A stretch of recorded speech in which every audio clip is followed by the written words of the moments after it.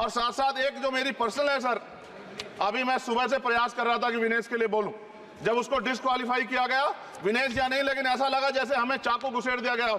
मेरे आज भी याद है उस प्रोटेस्ट में मैंने रातें काटी हैं और 4-4 गोली खाई मैंने।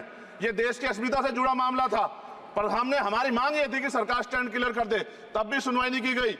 जब मंत्री बोलने आए तो हमने उनसे कहा कि हमें कुछ इंफॉर्मेशन चाहिए, उस पर बात नहीं हुई।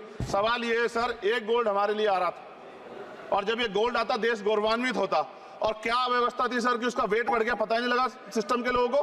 क्या बेवकूफी की गई है, ये सोचने का विषय है सर। ये बहुत महत्वपूर्ण, देश की बेटी का मामला है। ये हरियाणा की बेटी नहीं है सर, वो एक जात की बेटी नहीं है, वो हमारी बहन है, देश की बेटी है। और आपने क्या किया हरियाणा के साथ? आपने हरियाणा का बजट कम किया, जबकि सबसे ज्यादा मेडल हरियाणा लेके आता है। ये गलत है सर, ये धोखा है।